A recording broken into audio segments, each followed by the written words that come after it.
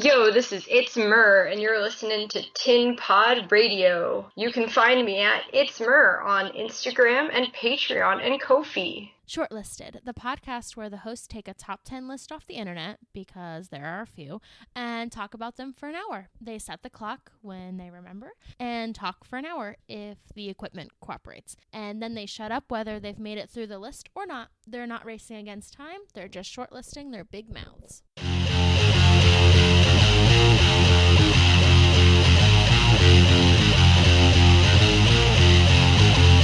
Please don't fear me, because I know what I want.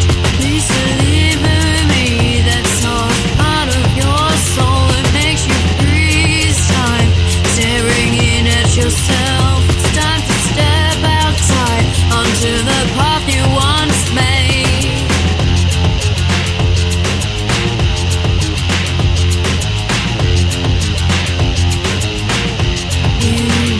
Let me so I can find all your tears. I can mend you so you can function again. I was where you are in oblivion. I know you feel alone. You got to ask yourself where you are now. It's where you are now.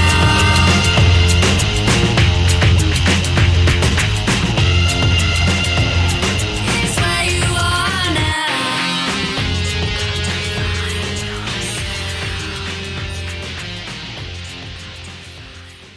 Chapter 9. Pretty much the only Beyond Human who has been active long-term between the time period of the aftermath of World War II and the present day goes by the name Pulpy. Though, as always, with most things, there were a lot of things going on in the shadows that never even touched any light, be it sun or moonshine. Pulpy is the very powerful hero who calls New York City home, because New York and the United States as a whole naturally attract Beyond Humans, or at least that's what a childhood of reading comics has taught me. First appearing a few years after the end of the Korean War, he was at first a thing of legend, then a thing of conspiracy theorists, and lastly a pop culture icon, before he started to finally be caught on camera fully. Pulpy gained the trust of many world governments and was deputised and given citizenship by the United States. The United Nations called him an agent of the world in 1982, after he held off an alien invasion almost single-handedly and nearly died trying. Before that day of the alien invasion, he said he was just travelling the world trying to learn about it. We know that not to be true by some of the sightings that are now fully attributed to him. The question that springs from that time has to be asked if he was working for anyone.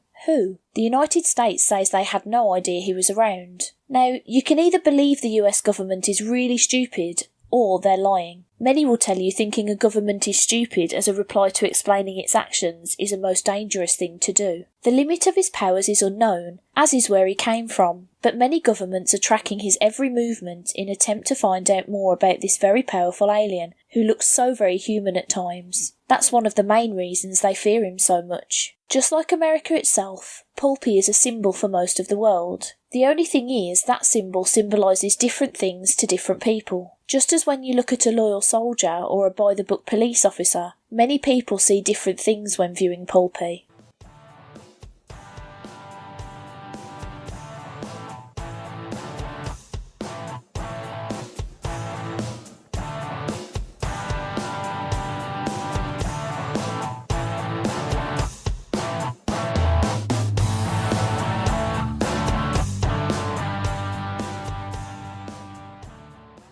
Join us for Original Sin, the audio stories series Today's Political Climate Demands. We may need to change our names, find new lovers, and bow to new gods after each episode is loaded to Tin Pod Radio.